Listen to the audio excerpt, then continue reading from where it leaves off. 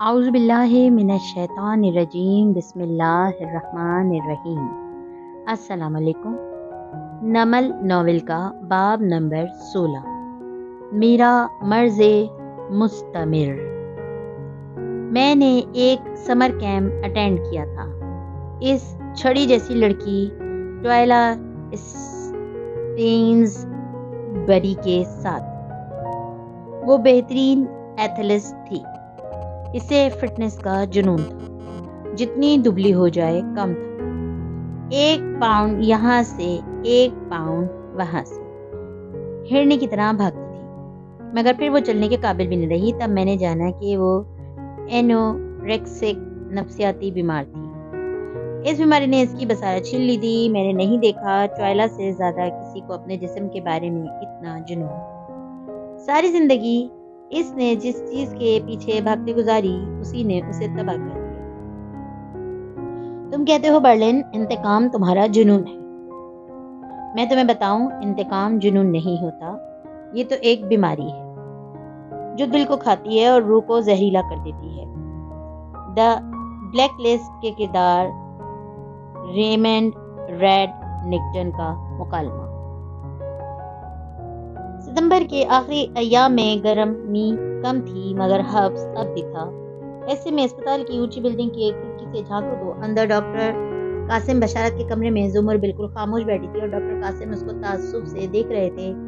آپ کو اپنے ہسبینڈ کو اعتماد میں لینا چاہیے تھا۔ زمر نے نفی میں سر ہلائے۔ ممکن نہیں، آپ مجھے میری کڈنی کا بتائیں، کیا وہ مکمل طور پر ختم ہو چکا ہے؟ بظاہر مضبوط انداز سے پوچھا۔ زمر، آپ نے 4 سال اس ڈونیٹڈ کڈنی پہ گزارے ہیں، مگر یہ پرفیکٹ میچ تھا۔ آپ نے کہا تھا میری قسمت اچھی ہوئی تو میں 20 سال بھی گزار سکتی ہوں۔ ڈاکٹر پہ جمی آنکھوں میں کرب سا ابھرا۔ آئی ایم سوری زمر، مگر پچھلے 3 ماہ سے نہ آپ دوا ٹھیک سے لے رہی ہیں، نہ چیک اپ کے لیے آتی ہیں۔ پچھلے ہفتے ٹیسٹ کے لیے بھی میں نے زبردستی آپ کو بلایا تھا۔ ذرا رکے، گہری سانس لی۔ آپ کی کڈنی تقریباً ختم ہو چکی ہے، مکمل نہیں، تقریباً۔ کتنے عرصے بعد مجھے نئی کڈنی کی ضرورت پڑے گی؟ جلد از جلد، جتنی دیر کریں گی اتنا مسئلہ ہوگا۔ کیا آپ نے کسی اور ڈاکٹر کی رائے لی؟ جی، میں ڈاکٹر فاروق احسان کے پاس گئی تھی، ٹیسٹ بھی کروائے تھے۔ ان کا بھی یہی کہنا ہے کہ مجھے جلد از جلد ٹرانسپلانٹ کروانا ہوگا۔ کمرے میں ایک ازردہ سی خاموشی آ ٹھہری۔ کیا آپ کی فیملی میں کوئی ایسا ہے جو آپ کو کڈنی ڈونیٹ کر سکتا ہے؟ قدرے توقف سے انہوں نے پوچھا۔ میں کوئی گیم تو نہیں کھیل رہی کہ ایک چیز ضائع ہو جائے تو دوسرے سے مانگ لوں۔ کڈنی ڈونیشن بہت بڑی بات ہے، اور میں اپنی فیملی سے کچھ بھی نہیں مانگنا چاہتی مزید۔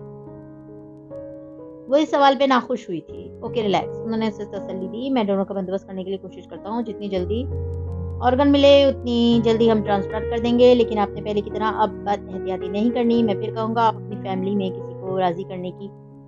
وہ مزید یہ باتیں سن نہیں سکتی تھی۔ فضا میں موجود ہبس اور گھٹن بڑھ گئی، اس لیے اٹھ کھڑی۔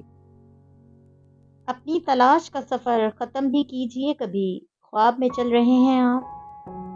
کسی حفظدہ دن جب پرندے اکتائے اکتائے اڑ رہے تھے اور ایک اسپتال کے پرائیویٹ روم میں آبدار عبید ایک کرسی پہ بیٹھی تھی اور سامنے بستر پہ لیٹے مریض کی باتیں توجہ سے سن رہی تھی۔ وہ ایک درمیانی عمر کے صاحب تھے، ابھی مکمل طور پہ صحت یاب نہیں ہوئے تھے، نالیاں وغیرہ ہنوز لگی تھیں، چہرے پہ نقاہت تھی۔ پچھلی ملاقات میں آپ مجھ سے اچھی طرح واقف ہو چکے ہیں، وہ نرمی اور آسان سے کہہ رہی تھی۔ ویسے تو میں ہیپنوتھراپسٹ ہوں، مگر ایک ریسرچ کے سلسلے میں مجھے آپ کا کیس سننا ہے۔ کیا آپ کو کمفرٹیبل ہے؟ جی، آپ پوچھئے، انہوں نے نقاہت سے اسے دیکھتے سر ہلایا۔ اوکے، آبدار نے گہری سانس لی۔ آپ کی سرجری کے دوران جواد صاحب، ایک وقت ایسا آیا تھا جب آپ کا دل بند ہو گیا تھا اور آپ کو واپس لانے میں ڈاکٹرز کو 50 سیکنڈ لگے تھے۔ ان 50 سیکنڈ کے لیے آپ کلینکلی ڈیڈ ہو چکے تھے۔ وہ غور سے ان کا چہرہ دیکھتے ہوئے ایک ایک لفظ کہہ رہی تھی۔ انہوں نے پھر اس بات میں سر ہلایا۔ ان 50 سیکنڈ میں کیا ہوا تھا؟ آپ نے کیا دیکھا تھا؟ جواد صاحب کے چہرے پہ تکلیف ابھری، ذرا سے شانے اچکائے۔ آپ یقین نہیں کریں گی، ٹرائی می، وہ مسکرائی۔ انہوں نے گہری سانس لی، آنکھیں بند کر کے یاد کیا، اس وقت میری سرجری جاری تھی، نشے کے باوجود مجھے تکلیف ہو رہی تھی، کچھ آوازیں بھی کانوں میں پڑتی تھیں، ڈاکٹرز وغیرہ کی۔ پھر میں نے سنا کہ وہ لوگ مجھے لوز کر رہے ہیں۔ ذرا سی افری تفری پھیلی۔ وہ رکے، وہ غور سے ان کو دیکھ رہی تھی۔ پھر جیسے اچانک سے میری ساری تکلیف ختم ہو گئی، میں نے خود کو بہت ہلکا پھلکا محسوس کیا۔ میں اس بارے میں کسی سے بات نہیں کرنا چاہتا تھا، لیکن آپ پوچھ رہی ہیں تو سر جھٹکا، ایسے جیسے میں کسی بوجھ سے آزاد ہو گیا ہوں۔ اس کے بعد کیا ہوا؟ میں نے محسوس کیا وہ آنکھیں مونتے وقت بول رہے تھے کہ جسے کوئی مجھے کھینچ رہا ہے، مجھے آپریشن ٹیبل پہ لٹا رہا ہے۔ میں نے خود کو اس کے نیچے سے نکلتا محسوس کیا، ہلکا اور آزاد۔ اس کے آگے ایک تاریک جگہ تھی، جیسے کوئی غار یا سرنگ ہوتی ہے۔ میں اس میں سے گزر کر دوسری طرف نکلتا گیا۔ आबदार ने नोटबुक पे कुछ लिखते हुए पूछा। फिर इस गारनुमा तारीकी से निकलकर मैंने देखा कि मैं इसी ऑपरेशन थिएटर में हूँ, मगर ऊपर फिजा में तैर रहा हूँ। आप यकीन नहीं करेंगी, मगर मैंने ऊपर से देखा कि नीचे टेबल पे मेरा जिस्म लेटा है और डॉक्टर्स मुझे मुसलसल रिवाइव करने की कोशिश कर रहे हैं। इस दफ़ा आबदार ने कागज़ को देखे बिना चंद अल्फाज घसीटे। इसके बाद क्या हुआ? इसके बाद उन्होंने याद किया। मैंने ऊपर फिजा में देखा अपने वालिद को और एक बच्ची को जो मेरे बचपन में स्कूल में करंट लगने से मर गई थी, और भी चंद फौत हुआ रिश्तेदार जो मुझे देख रहे थे, लेकिन मेरे और उनके दरमियान एक सरहद थी, मादी सरहद थी, ना ही कोई लकीर। वो एक अनदेखी बाउंड्री थी, बस जिसे मैं लफ्जों में बयान नहीं कर सकता। मैं उस तरफ था और वो लोग दूसरी तरफ। वो मुझे मुसलसल वापस जाने का कह रहे थे और मैं ना आगे जा सकता था और ना पीछे मुड़ सकता था। क्या आपने वहां किसी और को देखा? कितने ही लम्हे वो कुछ ना बोले, फिर उसी तरह बंद आंखों में इस्पात में से डलाया रोशनी। वो रोशनी थी, मगर ट्यूबलाइट या सूरज या चांद की रोशनी जैसी नहीं। वो मुख्तलिफ किस्म की थी। शायद उसी को नूर कहते हैं, मगर वो सिर्फ नूर नहीं था, वो नूर का वजूद था, अ बीइंग ऑफ लाइट। आप समझदार हैं कि मैं क्या कह रहा हूँ? मैं समझ रही हूँ, इसने वजाहत की, अपनी बात की। वो बगौर इनका चेहरा और उनकी अजियत देख नहीं पा रही थी, मगर देख रही थी। जी, मगर ऐसे नहीं जैसे इंसान करते हैं, अल्फाज से नहीं। फिर भी मुझे समझ में आ रही थी कि वो क्या समझाना चाह रहे हैं। इसने मुझे बताया कि अभी मेरा वक्त नहीं आया और ये कि मुझे वापस जाना होगा। उन्होंने आंखें खोल दी, फिर हर शय रिवाइंड हो गई। मैं वापस होता हुआ अपने जिस्म में दाखिल हो गया, भारी और वजनी इस वजूद के करीब। क्या महसूस किया आपने? गैर मशरूत मोहब्बत, एहसास कबूलियत, इल्म की तड़प और वो सरापा मोहब्बत। वो कौन था और क्या ये सिर्फ एक ख्वाब था? नहीं, ये NDE था और नियर डेथ एक्सपीरियंस। आप समेत दुनिया में हजारों लोग इससे गुजर चुके हैं। चूंकि आपकी मौत का मुकर्रर वक्त अभी नहीं पहुंचा था, इसलिए आप मरकर भी जिंदा हो गए। कदर रुकी। रही बात कि वो कौन था जो आज तक कोई इंसान नहीं बता सके वो कौन था, इस तजुर्बे से गुजरने वाले यहूद कहते हैं कि वो जिब्राइल अलैहिस्सलाम थे, ईसाई कहते हैं वो मसीह इब्ने मरियम थे, मुसलमान कहते हैं कि वो मलकुल मौत इज़राइल अलैहिस्सलाम थे। लेकिन मुझसे पूछो तो इससे फर्क नहीं पड़ता कि वो नारानी वजूद जो मर कर जिंदा होने वालों को मिलता है वो कौन है। फर्क इससे पड़ता है कि वो आपको क्या सिखाता है। अपनी चीज समेट कर वो उठ खड़ी हुई। मुझे अब चलना चाहिए। आप कुछ नहीं लग रहे जैसे आपको जिस चीज की तलाश थी वो नहीं मिली आपको। आबदार की गर्दन में गिल्टी सी उभर कर मादूम हुई। वो जबरन मुस्कुराई। कोई बात नहीं, आप आराम कीजिए। अब वो मुस्कुरा कर अलविदाई कलमात कह रही थी कि जिस हाथ में पत्थर कमा में तीर न हो, कोई भी ऐसा मेरे शहरे मेहरबा में न था। कस्बे कारदार के लाउंज में इस सुबह खुली खिड़कियों से रोशनी छन छन कर आ रही थी। शहरीन सीढ़ियां चढ़ती ऊपर आई और हाशिम के कमरे का दरवाजा खुला। अंदर वो ड्रेसिंग टेबल के सामने खड़ा था। शर्ट के कॉलर खड़े थे और मेज पे रखी 3 अदद टाइज में से एक उठा रहा था। आहट पे नजर उठाकर आईने में देखा। सफेद शर्ट और खाकी पैंट्स में मलबूस सुनहरे बालों की ऊंची पोनी बनाए शहरी मुस्कुराती हुई आ रही थी। सोनी, हम दोनों को अपने स्कूल फंक्शन में साथ साथ देखकर बहुत खुश होगी। गिरे टाई नहीं जाएगी इसके साथ। वो आगे आई और हाशिम के साथ नरमी से गिरे टाई लेकर रखी और ब्लू उठाई। हाशिम ने बस मुस्कुराकर उसे देखा, बोला कुछ नहीं। शहरी इसके सामने आ खड़ी हुई। शहरों की कंपनी कैसी जा रही है? मैंने सुना है तुम दोनों हारून उबैद के साथ शराकतदारी कर रहे हो इस कंपनी में। इसके कॉलर मजीद खड़े किए और टाई गर्दन में डाली और फिर गिरा लगी। तुमने सही सुना है। वो हाशिम की आंखों में देखकर गिरा को ऊपर तक लाई। हाशिम मिठास से पुकारा, सादी कहाँ है? ये सवाल तो मुझे तुमसे पूछना चाहिए। तुम्हारी बहुत दोस्ती थी उससे। वो भी उसी अंदाज में मुस्कुराया। जिस गन से उसे मारा गया है वो ग्लॉक G41 थी। शेरू के पास ऐसी गन। इनकार मत करना। मुस्कुरा कर इसके खड़े कॉलर सीधे किए, फिर टाई की नॉट पकीगी।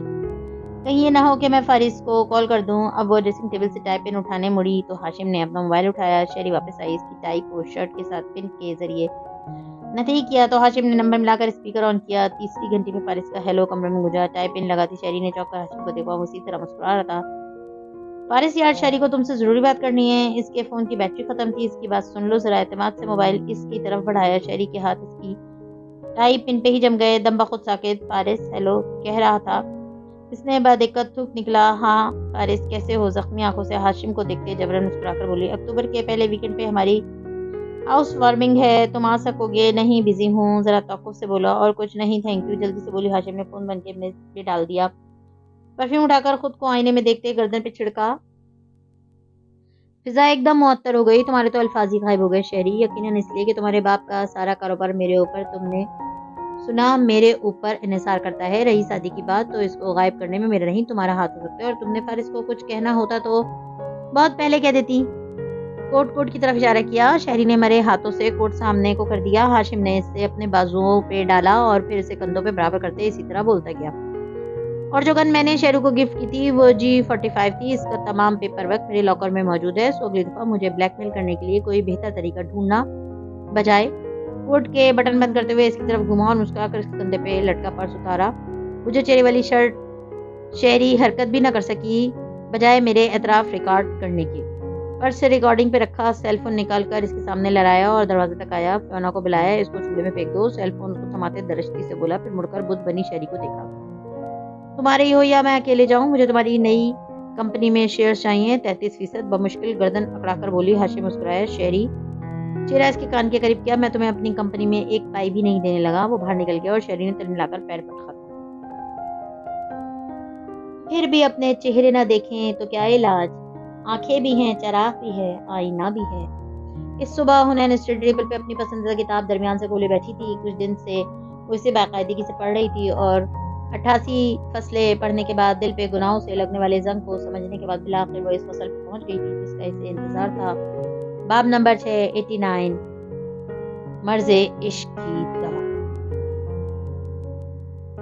ایک گہری سانس لیتے ہوئے اس نے پوری توجہ سے وہ دروازہ ڈھونڈا جو قدیم زمانوں میں لے جاتا تھا اور پھر اپنے سیلف ہائپونیسس میں خود کو غرق کرتے ہوئے پٹ کھول دیے. دوسری جانب ایک روشن دوپہر واضح ہوئی. چلچلاتی ہوئی دھوپ ایک چراگاہ پہ بکھری تھی. سبزہ ہر سو سبزہ اور اس زمردی گھاس سفید پھولے سے بھیڑ جا بجا گھاس چڑھتے دکھائی دے رہے تھے. کیا واقعی دمشق میں اتنا سبزہ تھا؟ مگر کوئی بات نہیں, یہ ہونا کی دنیا تھی.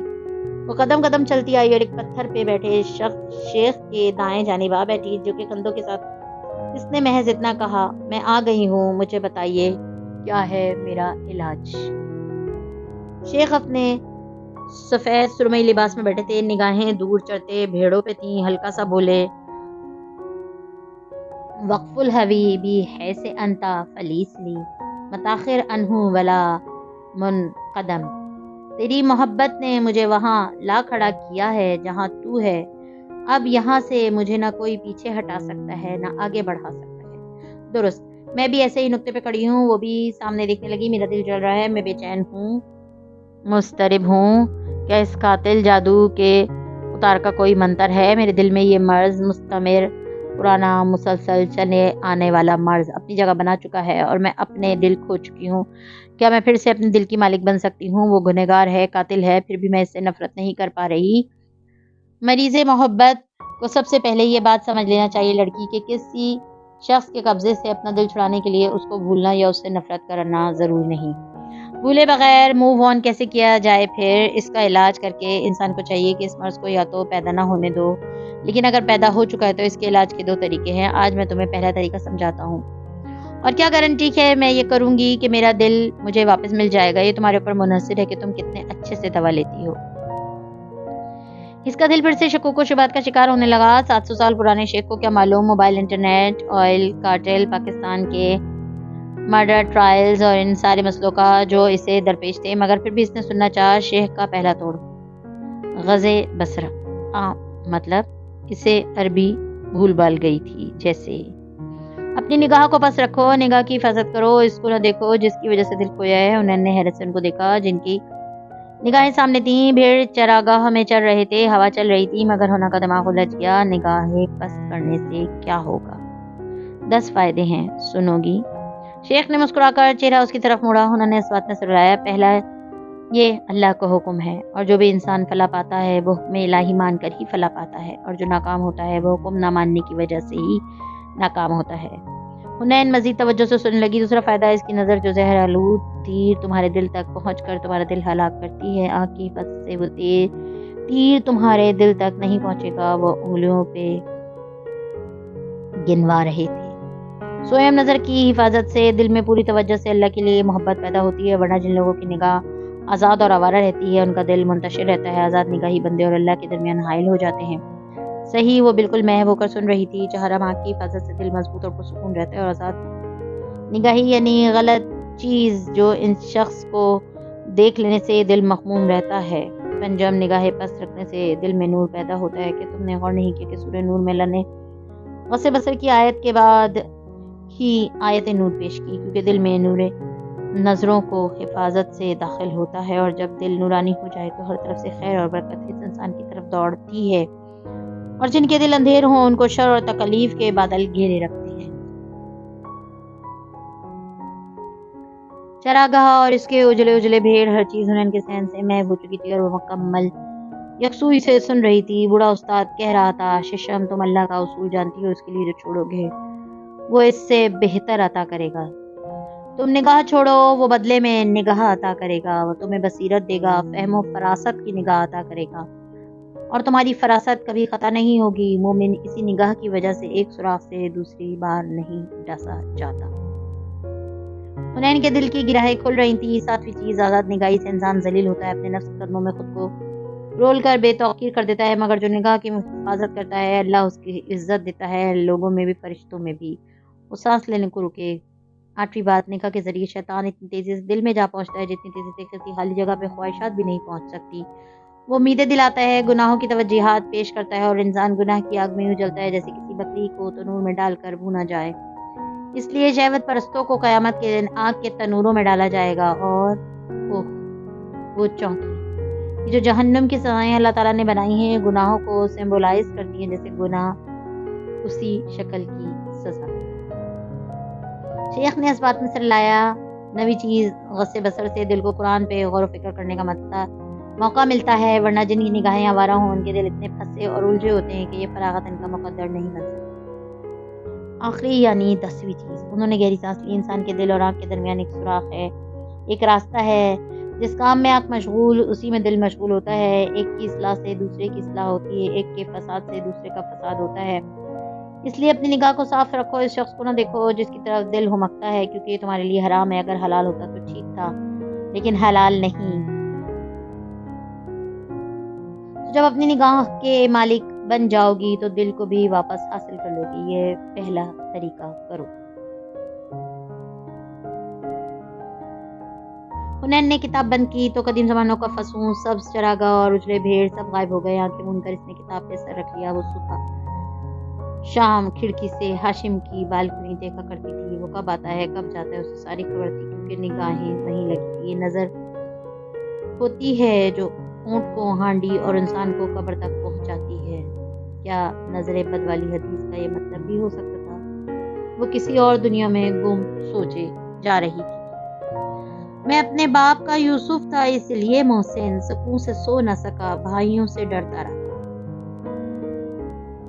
سادی یوسف کے زندہ خانے میں خاموشی تھی۔ وہ دیوار کے ساتھ کھڑا قلم سے ایک لکیر لگا رہا تھا۔ نیلی جینس پہ سبز ٹی شرٹ پہنی تھی۔ وہ اب پہلے سے دبلا لگتا تھا۔ میری نے میز پہ کھانے کی ٹرے رکھتے ہوئے سے دیکھا، وہاں کونے میں کئی اور لکیریں بھی لگی تھی۔ 4 ماہ اور 2 دن وہ قید کے دنوں کا یوں حساب رکھتا تھا۔ کیا آج ہماری عید ہے میری؟ میز کی طرف آتے اس نے اداسی سے پوچھا۔ نہیں، کل ہے۔ مجھے یہاں 4 ماہ ہو گئے ہیں، لیکن ابھی تک کوئی میرے لیے نہیں آیا۔ کیا واقعی میرے گھر والے میرے لیے کوشش کر رہے ہوں گے؟ سوچتے ہوئے بے دلی سے کھانا شروع کرنے لگا، پھر رک کر اسے دیکھا۔ میری انجیو، رات کو کیا ہوا تھا؟ تم پڑھتے پڑھتے اس کاؤچ پہ سو گئی تھی، پھر نیند سے ایک دم سے اٹھی اور باہر چلی گئی۔ دیکھو، مجھے تمہارے ادھر آنے پہ اعتراض نہیں، اگر میں تمہیں پسند آ گیا ہوں تو میرے جیسے ہینڈسم لڑکے بکو مت، تم میرے بیٹے سے چند سال ہی بڑے ہوگے۔ خفگی سے اسے جھڑکا، پھر تکان سے کن پٹی سے ہلائی۔ میں سونے جا رہی ہوں، گارڈ برتن لے جائے گا۔ اسے پتا تھا کہ میری کے سوا وہ کسی کو اپنے کمرے میں برداشت نہیں کرتا۔ اگر تم نے رات کو کوئی برا خواب دیکھا ہے تو بتاؤ، میں تمہیں اس کی تعبیر بتاتا ہوں۔ یا صاحب السجن، خود کو جوزف سمجھنا چھوڑ دو اور کھانا کھاؤ۔ درستگی سے ٹوکتی وہ سامنے بیٹھ گئی، مگر سادی نے کھانا ڈھک دیا۔ کون سا خواب ہے جو تمہیں اکثر رات کو نیند سے جگا دیتا؟ میری کچھ لمحے خاموش رہی، پھر بولی تو نرم ذرا لہجے میں بولی، پہلے نہیں، پہلے تو میرے بیٹے کا ہی خیال آتا رہتا ہے۔ اس کا علاج ہاشم کروا رہا ہے نا، مگر جب سے میں نے تمہیں وہ نیکلس والی بات بتائی ہے وہ سب یاد آنے لگا ہے۔ جب مسز کاردار نے علاج کی رقم دینے کے سے انکار کر دیا تھا تو کیسے فیونا میری ہمدرد بن کر مجھے اکساتی تھی کہ ان کا نیکلس چرا لو۔ اس کو ان کی جویلری باکس کا کوڈ بھی معلوم تھا۔ اسے کیسے پتا تھا؟ وہ چونکا۔ صاف بات ہے مسز کاردار مجھے نوکری سے نکالنا چاہتی تھی، مگر کانٹریکٹ کے تحت میرا دورانیہ رہتا تھا۔ ابھی سفیانہ نے ان کے ایما پر سارا کھیل ترتیب دیا۔ میں نے چوری کر ڈالی اور ڈیپورٹ ہونے کے قریب تھی کہ تمہاری وجہ سے ہاشم مجھے یہاں لے آیا۔ مسز کاردار کو کانٹریکٹ سے کیا فرق پڑتا ہے؟ ہاشم بلا وجہ ان کو اپنے باپ کے ملازموں کو نہ نکالنے دیتا۔ مطلب؟ وہ الجھا۔ ان میاں بیوی کے تعلقات کبھی اچھے نہیں رہے۔ اورنگزیب کردار مجھ سے جواہرات پہ نظر رکھواتے تھے، وہ اس لیے مجھ سے بدظن رہتی تھی۔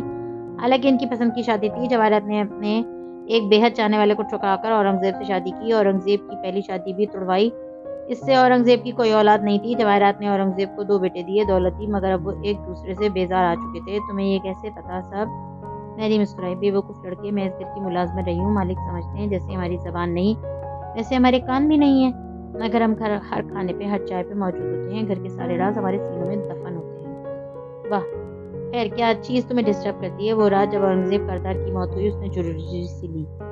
شاید اندر سے میں خود اتنے برس اس کردار کی محبت بریک بکار کے منتظر رہی ہوں۔ اس رات زندگی میں پہلی اور آخری دفعہ انہوں نے مجھ سے مسکرا کر بات کی تھی۔ میں اوپر ہاشم کی بالکنی میں پودے دیکھ رہی تھی، ساتھ فون پہ اپنے بیٹے سے بات کر رہی تھی۔ وہ یاد کر کے بتا رہی تھی، وہ نیچے اپنے باتھ روم کے دروازے سے جو پچھلے برآمدے میں کھلتا تھا باہر نکل رہی تھی۔ ان کو سردی میں دیکھ کر مجھے فکر ہوئی۔ میں نے ان کو کچھ گرم اوڑھنے کا مشورہ دیا، وہ مسکرائی تھیں، پھر مجھے اورنگزیب کے لیے کافی لانے کا کہا۔ سب کچھ اچھا تھا، مگر کچھ وقت بعد اورنگزیب صاحب کی موت جھنجھوڑی لی۔ اس کے بعد شادی، وہ کبھی بھی میرے ساتھ اچھی نہیں رہی، ہر وقت توڑ شور خفا۔ شادی میں نے 11 سال لوگوں کی خدمت کی، مگر ان میں سے کسی نے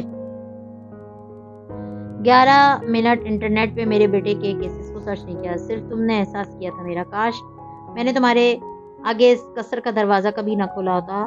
میری وہ ہمدردی سے آگے ہوا۔ تم اس رات کو اس لیے بار بار دیکھتی ہو کیونکہ تم نے اورنگزیب کردار جیسے اپنے ایک حمایتی کو کھویا تھا۔ تم دل سے چاہتی ہو کہ وہ واپس آ جائے اور کچھ نہیں۔ کیا میرے خواب کا کوئی مطلب نہیں نکلتا؟ جوزف سے مایوسی ہوئی۔ اگر ہم قدیم مصر کے قید خانے میں ہوتے اور میرے ساتھ فرعون کی کنیز ہوتی تو تمہارا خواب بہت قیمتی ہوتا۔ اس کے بدلے میں یا تو تمہیں سزائے موت دی جاتی اور پرندے تمہارا سر نوچ کھاتے، یا تم ایک دفعہ پھر سے شاہی محل جا کر ملکہ اور اس کے بیٹوں کی خدمت کرتی۔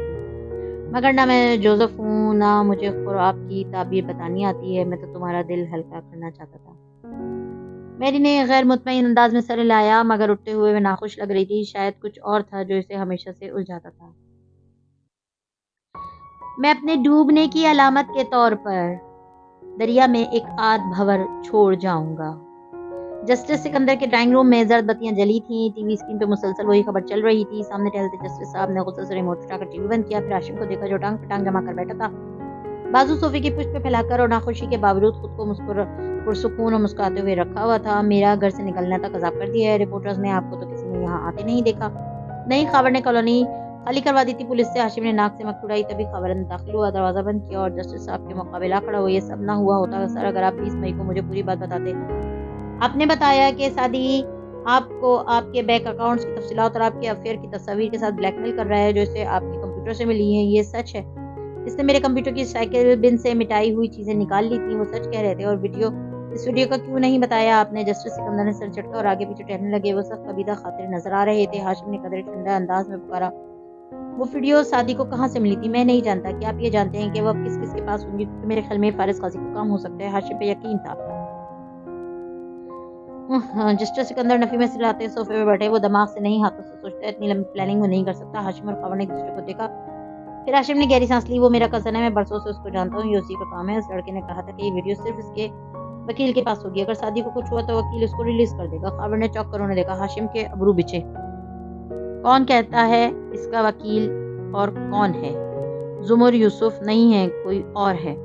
تو سر اس نے 4 ماہ انتظار کیوں کیا؟ خاور کو الجھن ہوئی۔ اگلے دن ویڈیو کیوں نہ ریلیز کر دی؟ وہ گالی دی، میرے ہائی کورٹ جج بننے کا انتظار کر رہا ہوگا۔ میں کوئی عام جج نہیں ہوں، میرا بھائی سیکرٹری ہے، سارا سیاسی خاندان ہے میرا، اور اب اس گالی کی وجہ سے مجھے استعفیٰ دینا پڑ رہا ہے۔ مجھے نہیں پتا ہاشم، لیکن لڑکا تمہارے پاس ہے، اس سے پوچھو کہ ویڈیو کس نے ریلیز کی ہے، اس سے پوچھو، ورنہ اگر میں ڈوبا تو یاد رکھنا تم سب کو لے ڈوبوں گا۔ وہ غصے سے انگلی اٹھا کر کہہ رہے تھے۔ ہاشم نے ہاتھ اٹھا کر دھیرج کا اشارہ کیا، آرام سے یور آنر، ہارون عبید اور ہاشم کردار جیسے دوستوں کی موجودگی میں آپ کو کچھ نہیں ہوگا۔ مگر وہ واپس کار میں بیٹھتے اس نے خاور سے کہا تھا، سادی سے اس وکیل کے بارے میں پوچھنا ہوگا۔ آپ کو نہیں سر، مجھے پوچھنا ہوگا، خاور سختی سے بولا تو ہاشم نے ایک گہری نظر اس پہ ڈالی۔ جو بھی پوچھنا، منہ زبانی پوچھنا، اسے کسی قسم کا ٹارچر مت دینا۔ خاور اس بات سے شدید خوف کا شکار ہوا، مگر خاموش رہا۔ اسے فارس سے زیادہ وکیل پہ شبہ تھا۔ میں جب بھی عالم حیرت میں آئینہ دیکھوں، 1000 نیزوں پہ اپنا ہی سر نظر آئے۔ نیکسی پہ دم توڑتے ستمبر کی وہ رات قدرے حبس آلود اتر رہی تھی۔ نیچے تہہ خانے میں زمر چند کاغذات کھول کھول کر دیکھ رہی تھی، اور فارس ادھر ادھر ٹہلتے ہوئے فون پہ بات کر رہا تھا. حنین انگلی سے میز پہ لکیریں بنا رہی تھی. خلجی صاحب نے بھی لا علمی کا اظہار کیا ہے. کسی کو نہیں معلوم کہ سعدی کا وکیل کون تھا. فارس نے فون رکھا تو زمر نے چہرہ اٹھا کر اسے دیکھا. بلیک پینٹ پہ گرے شرٹ پہنے وہ چھوٹے کٹے بالوں پہ ہاتھ پھیرتے الجھا لگ رہا تھا. ہو سکتا ہے فارس سعدی نے جھوٹ بولا ہو, اس کا کوئی وکیل نہ ہو. نہیں, اس نے تو کسی کو بتایا ہوگا. وہ مطمئن نہیں تھا, حالانکہ بھائی کو یہ سب ہمیں بتانا چاہیے تھا. حنین صرف سوچ رہی تھی مگر شاید اس کا ذمہ دار سعدی نہیں, وہ اور زمر تھیں. ویڈیو کی فورنزک جلد آ جائے گی, جج مستعفی ہو جائے گا مگر وہ کبھی گرفتار نہیں ہوگا. ویڈیو جعلی اور اسی کی موت طبی قرار دے دی جائے گی. کچھ دن بعد میڈیا نیا ایشو پکڑ لے گی اور اس کو سب بھول جائیں گے. Welcome to Pakistan. ابھی تو سوائے پولیس کے کوئی کھل کر جج کی حمایت بھی سامنے نہیں کر رہا. دیکھتے ہیں. ان دونوں کی باتوں سے حنین کو بوریت ہونے لگی تو اوپر چلی گئی. کلید تھی. اس دفعہ انہوں نے نئے کپڑے نہیں لیے تھے. امی شادی کے لیے بھی نئے کپڑے نہیں لائی تھی. پتہ نہیں وہ کچن کی گول میز پہ آ بیٹھی. لاؤنج میں ٹی وی چل رہا تھا اور بڑے ابا قریب بیٹھے کوئی کتاب پڑھ رہے تھے. نظر اس کے ساتھ آ بیٹھی. شبنم باجی کے ہاں سے کارڈ آ گیا. اکتوبر کے پہلے ہفتے میں ان کی بیٹی کی شادی ہے. سوچ رہی ہوں ولیمہ بھگتا آؤں زکیہ خالہ اور سارا کے ساتھ. امی آپ کا جانا ضروری ہے کیا؟ وہ سوچ میں ڈوبی بولی. بڑے ابا نے چوک کر کتاب سے چہرہ اٹھا کر اسے دیکھا. اے لو, ضروری کیوں نہیں, خاندان کا معاملہ ہے, پھر کچھ دینا دلانا بھی پڑتا ہے. امی پوری بات تو سنیں. وہ چلائی. آپ کا بھی شائستہ خالہ سے وہی رشتہ ہے نا جو فارس ماموں کا ہے؟ ہاں تو ماموں سے کہے نا کہ وہ چلے جائیں. ابا اسے دیکھتے زیر لب مسکرائے مگر ندرت نہیں سمجھی تھی. اس کو کیوں تنگ کروں حنین, وہ بیچارے پہلے ہی کام میں مصروف رہتا ہے. اس کے پاس وقت کہاں ہوتا ہے. یہی تو میں کہہ رہی ہوں امی, ان کے پاس وقت نہیں ہوتا کیونکہ وہ پچھلے 4 ماہ سے سعدی بھائی کو ڈھونڈ رہے ہیں. امی وہ لوگ اپنی شادی کے بعد ایک دفعہ بھی باہر کھانا نہیں گئے, کھانے کبھی ساتھ گھومنے نہیں گئے سعدی بھائی کے ساتھ. یہ سب انہوں نے نہیں کیا. پھر ہم کیوں سارا بوجھ ان دونوں پہ ڈال دیں اور ان کو کوئی اسپیس ہی نہ دیں. ندرت چوک کر اسے دیکھنے لگی. مجھے تو خیال ہی نہیں آیا. مگر مجھے تو آ گیا نا. اب سنیں. پرجوش سی داری میں کہنے لگی. آپ کہہ دیں ماموں سے کہ آپ گھٹنوں میں درد ہے اور آپ نہیں جا سکتی تو وہ چلے جائیں. آگے سے وہ کہیں گے اچھا میں حنین اور سیم کو لے جاتا ہوں. آپ کہنا کوئی ضرورت نہیں ہے, اپنی بیوی کو لے کر جاؤ.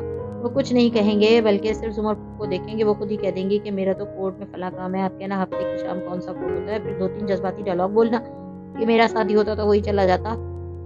7 آنکھوں میں آنسو بھی لے آنا. جیسے دادی کے سامنے ایکٹنگ کرتی تھی ویسے ہی. بس پھر دونوں مان جائیں گے. چٹکی میں مسئلہ ہی حل کر دیا. حنین نے ندرت کا بس جوتے پہ ہاتھ جاتے جاتے رہ گیا. بڑے ابا مسکرا کے کتاب پڑھنے لگے. تھوڑی دیر بعد کھانے کی میز کے گرد سب بیٹھے تھے اور خاموشی سے کھانا کھایا جا رہا تھا. تبھی ندرت نے بات چھیڑی. فارس, شبنم باجی کے بیٹے کا ولیمہ ہے, اگلے ہفتے تمہارا الگ کارڈ بھی جائے. اس نے لقمہ لیتے ہوئے محض سر ہلایا. میرے گھٹنوں میں بہت درد ہے. آج کل ایسے کرو تم چلے جاؤ, صرف چند گھنٹوں کی تو بات ہے. فارس نے رک کر انہیں دیکھا. بڑے ابا مسکرا کر چہرہ جھکائے ہوئے تھے.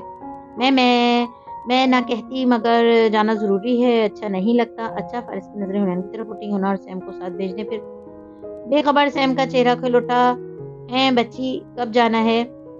سچی سچی بتائیں. حنین نے زور سے اس کا پاؤں پہ اپنا جوتا مارا. اس کی بولتی بند ہوئی. پھر بیچارگی سے فارس کو دیکھا. سوری ماموں, میرے ایگزامز ہیں.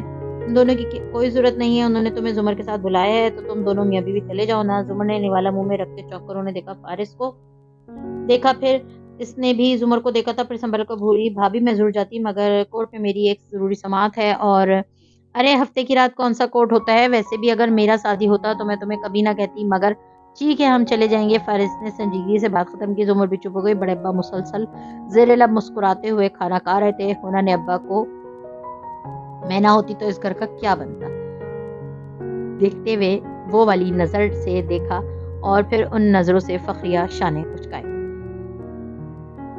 قاتل نے کس صفائی سے دھوئی ہے آستین, اس کو خبر بھی نہیں کہ لہو بولتا بھی ہے. عید قربان. بہت سی قربانیوں کی داستان اپنے اندر سموئے کائنات پہ اتری تو اداس موسم میں خوشی سی گل گئی. سعدی یوسف نے اپنے کمرے کی دیوار پہ آج ایک لکیر کا مزید اضافہ کرتے ہوئے اس کو گنا تو معلوم ہوا اس قید میں اسے 4 ماہ اور 2 دن بیت چکے تھے. دل کے نیال خانے میں شکوہ پھر سے اٹھا تھا. کیا ان 4 ماہ میں کسی نے اس کے لیے کچھ نہیں کیا؟ مگر پھر سر چٹک گیا. باتھ روم میں آیا. کموڈ کے اوپری ٹینک کا ڈھکن کھلا. اندر کلنگ فلم جو سینڈوچ کے اوپر سے وہ اتار کر سنبھال لیتا تھا. میل لپٹی چند چیزیں رکھی تھیں جو اس نے گزرے دنوں میں جمع کی تھیں. گارڈز کا لائٹر, ایک اسٹیل کا کانٹا.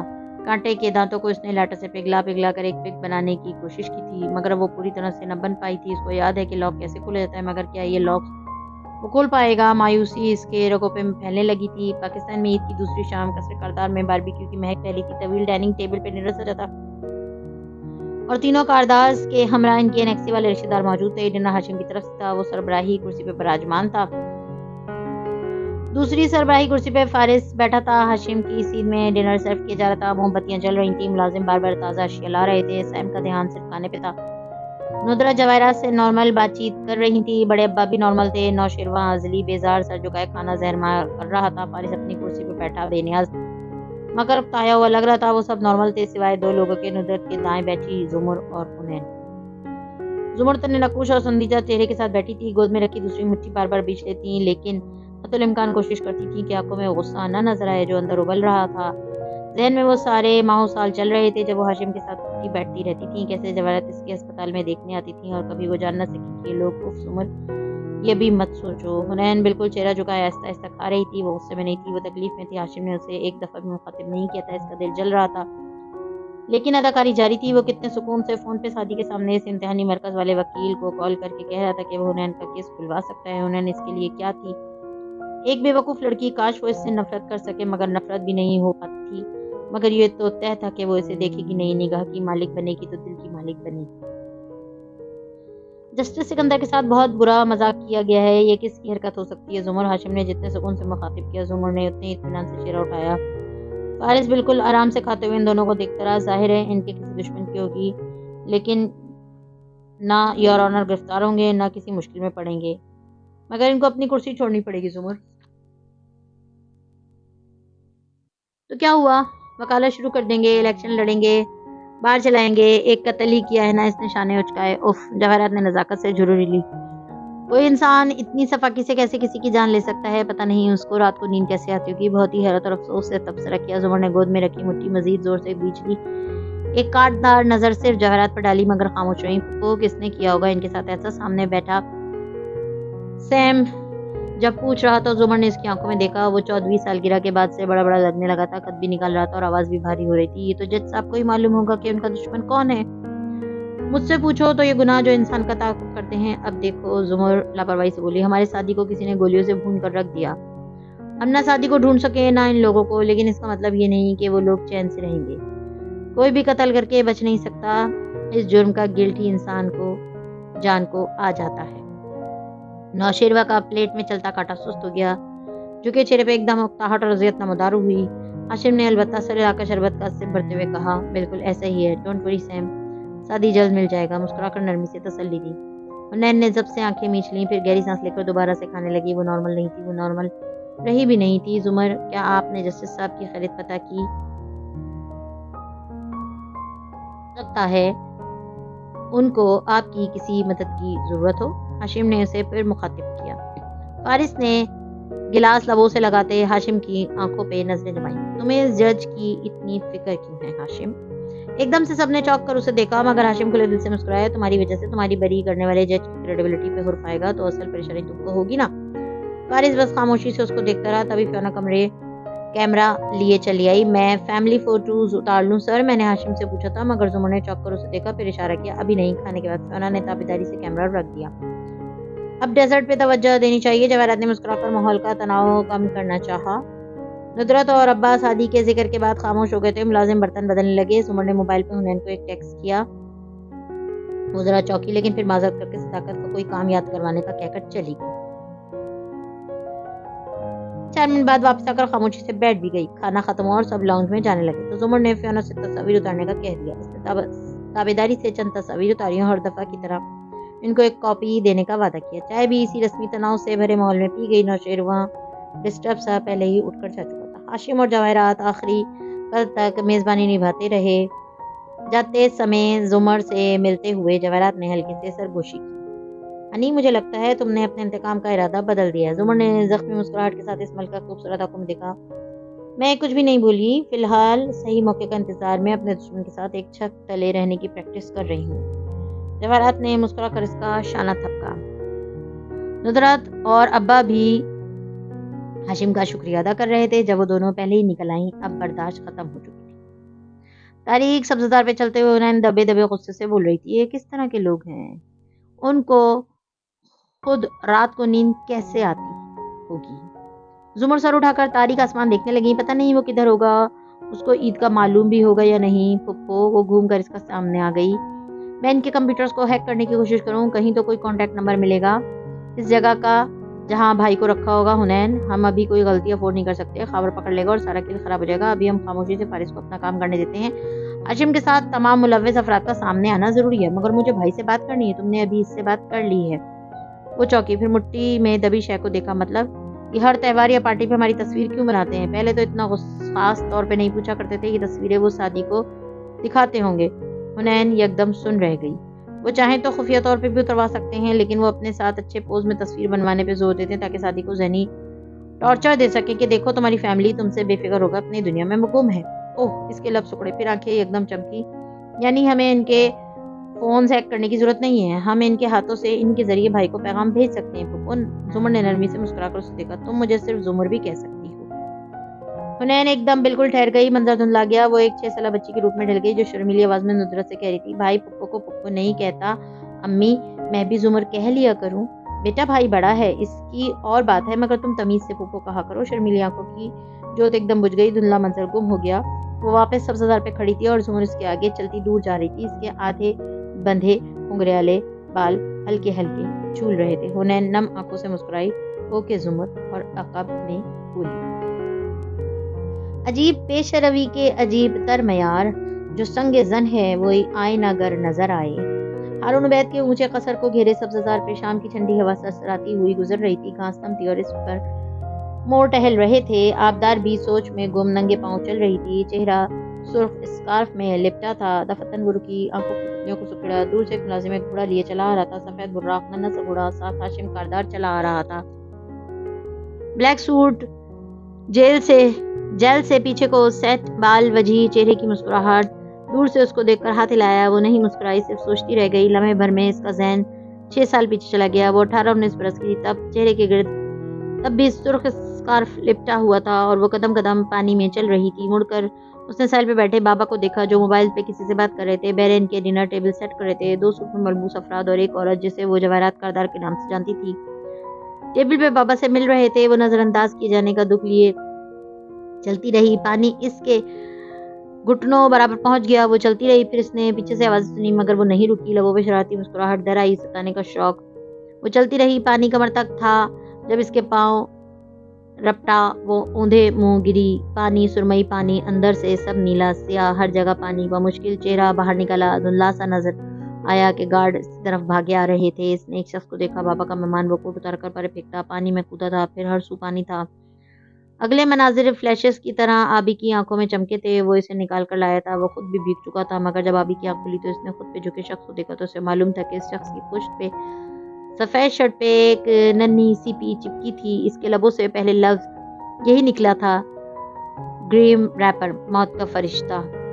वो गीले चेहरे के साथ हल्का सा हंसा। ग्रीम रैपर इतने कीमती सूट नहीं पहनते। इसने बाबा और दूसरे चेहरे पे भी खुद झुके देखे, मगर वो इस एक शख्स को मलकुल मौत नहीं कह रही थी। फिर भी गुजरे माह साल में वो जब भी आता, इससे जब भी मुलाकात होती, वो उसे उसी तरह ग्रीम रैपर ही कह देती। ये नाम इस एक शख्स के साथ नथई हो चुका था। कोई अजीब सा मौत का एहसास भी इसके साथ नथई हो गया था, और आज भी उसकी सालगिरह नहीं भूला था। वो मुस्कुराते हुए करीब आया। Happy birthday bread.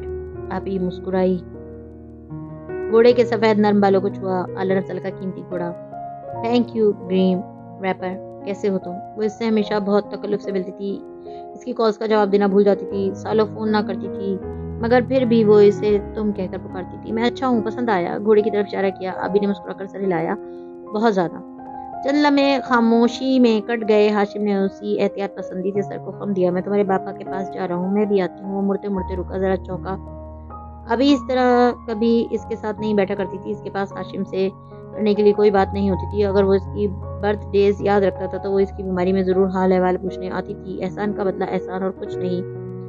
हाशिम कारदार के लिए रिश्ता एक ऐसा कांच था जिसको अपने सांस के धुन से भी मैला नहीं करना चाहता था, मगर आज कुछ मुख्तलिफ था। वो अंदर हारून की स्टडी टेबल में आकर बैठा तो खावर हारून को शादी के बारे में अपडेट कर रहा था। हाशिम खामोशी से सुनता रहा। दफतन दरवाजा खटखटाया गया। खावर खामोश हो गया। आबदार नरमी से मुस्कुराती हुई अंदर आई और एक कुर्सी खींच कर बैठ गई। मेज के पीछे कंट्रोल चेयर पर बैठे हारून قریب کھڑا خاور اور سامنے بیٹھا ہاشم سب اسے دیکھ رہے تھے۔ وہ معصومیت سے مسکرائی، ابھی تک ننگے پیر تھی۔ مجھے کچھ پوچھنا تھا آپ لوگوں سے، سادگی سے گویا ہوئی ہاشم نے شرک کہہ کر حوصلہ افزائی کی۔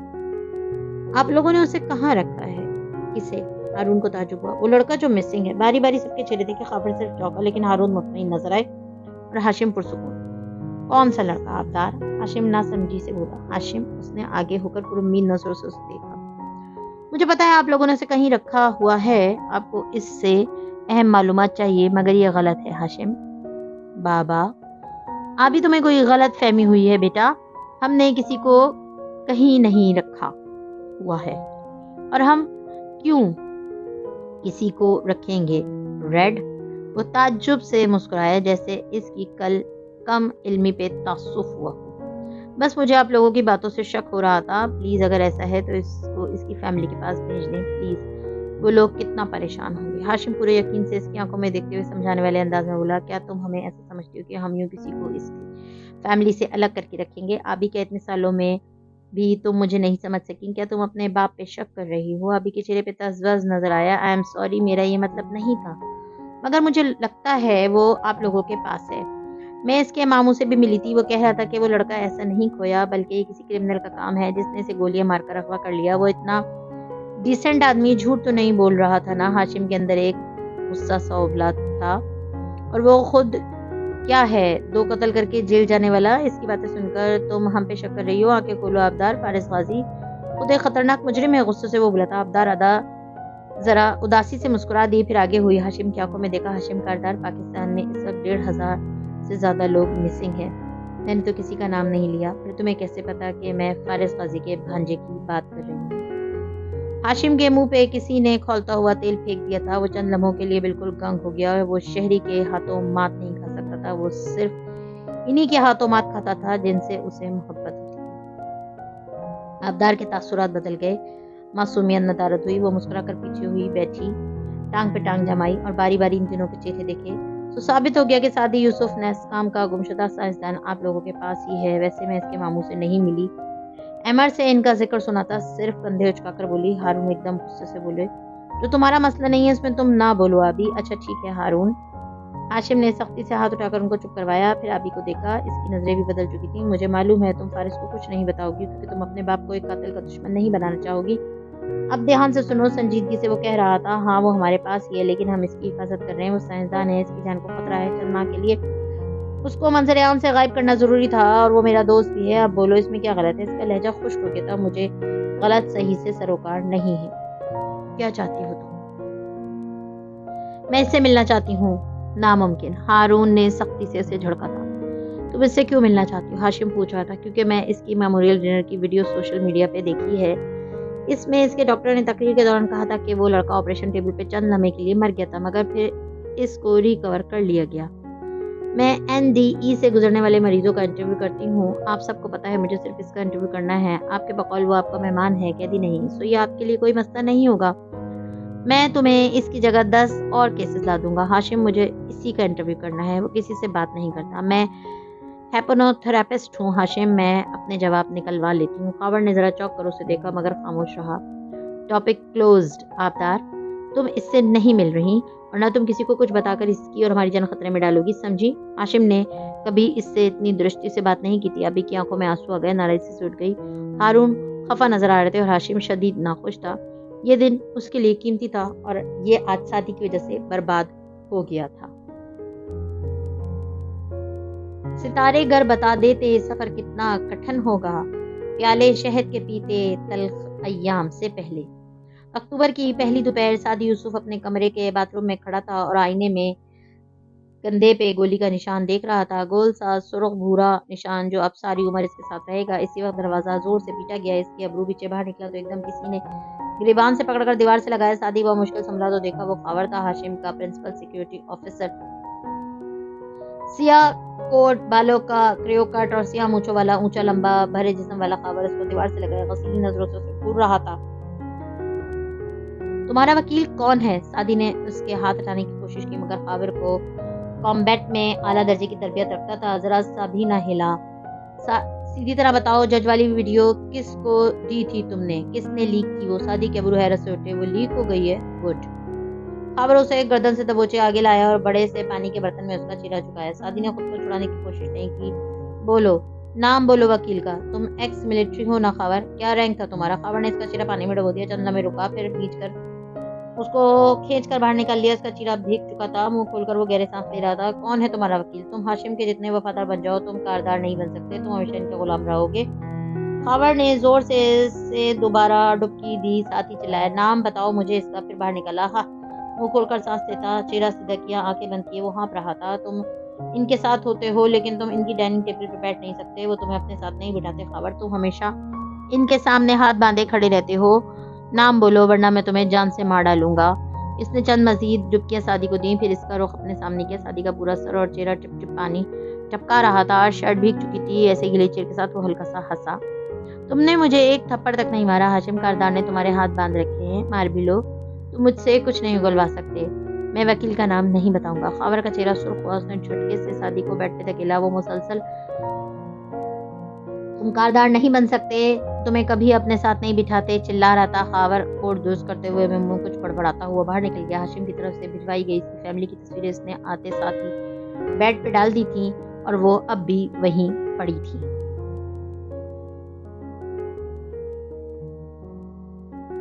مزید ویڈیوز دیکھنے کے لیے ہمارے چینل کو سبسکرائب کیجیے۔